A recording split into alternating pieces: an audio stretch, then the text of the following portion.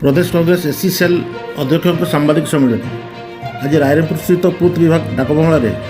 प्रदेश Congress SC cell पक्षर एक सांबादिक सम्मेलन अनुष्ठित हो एससी सेल अध्यक्ष मानस मल्लिक प्रदेश अध्यक्ष भक्त दास को निशामुक्त ओडिशा स्वप्न को साकार करने जनजागरण अभियान आरंभ कर सूचना देते। बीजेपी निर्वाचन पूर्व सरकार आसिले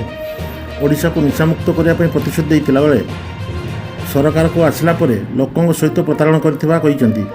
विभिन्न मादक द्रव्य निर्माण कंपनी पक्षर बेआईन चांदा बंद हो आशंकार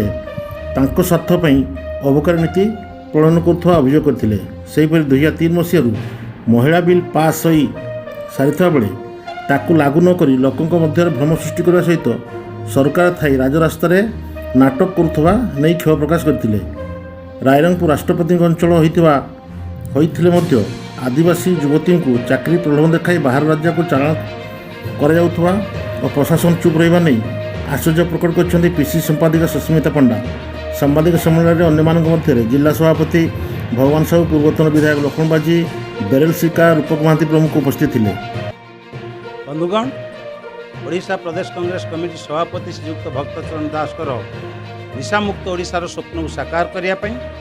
आमे ओडिशा प्रदेश कांग्रेस अनुसूचित जाति विभाग ओडिशार विभिन्न जिला कांग्रेस कमिटीर सहायतार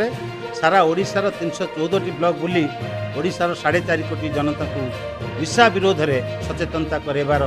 प्रयास गत अप्रैल 14 तारिख पुरी जिला सुआन ठारू आरंभ करिचु एवं यही अभियान निशामुक्त ओडिशा जनजागरण अभियान सारा ओडिशा बुलिब।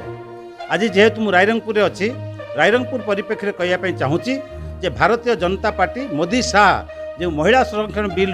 भुआ देखा भुआ बुलाऊँ सारा भारत वर्ष को ता मु कही रखे जे 2023 मसीह महिला संरक्षण बिल पास हो सारी एवं आम रायरंगपुर माटीर झील महामहिम राष्ट्रपति भारत वर्षर से बिल उपर दस्तखत कर सारी। तेणु आम माननीय नेता राहुल गांधी और समग्र कांग्रेस पार्टी दाबी करे जे से महिला संरक्षण बिल 2023 मसीह जो बिल राष्ट्रपति दस्तखत कर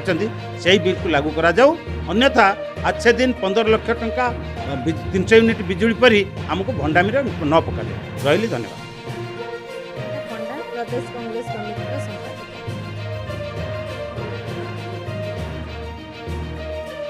देखु आगु आदिवासी युवती चालाण होता खबर आम गणमाध्यम शुणी किंतु आश्वस्त लगी जितेबाला यही रायरंगपुर एरिया जड़े झील जा राष्ट्रपति हेले सी मत आदिवासी आम भाई निहाती भाव में आदिवासी झील को न्याय मिल किंतु दुखर कथा सेबे भी आदिवासी झील बाहर को चालाण होते शिक्षित झील आज चालाण हो तार गोटे दीजिए जदि सरकार युवती मानक उपयुक्त रोजगार दे था हुए तो से बाहर को जाई न था कि महामहिम राष्ट्रपति एरिया जदि एमती आदिवासी झील मैंने चालाण होती निश्चित भाव में यहाँ गोटे दुर्भाग्यजनक विषय कहीं आदिवासी होकर आदिवासी को न्याय न मिले तो आगामी दिन में आदिवासी क्या भरोसा करें।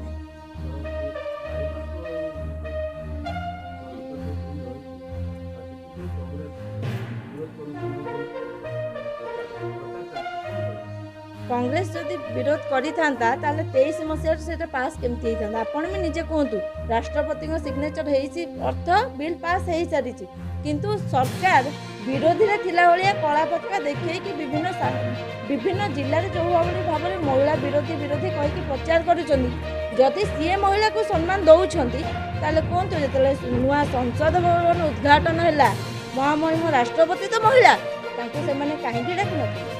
से भावतु जे राष्ट्रपति को सम्मान दे पारनी जो दल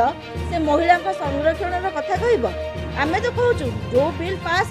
हो लागू करूँ ओडिया मिशा करी आम पाखे 543 आंब अच्छी आम से आंबर गोटे दबुनु 800 पार आम जो आंब हम आम से महिला कथा चिंता करूँ ये भावी नियंतु महिला विरोधी सरकार जितेबाला राजरास्ता आसी बुलूची लज्जा लगे कथा शासन गादी में बसिकी विरोधी एग्नेस्ट कला पताका देखा कला पताका किए देखा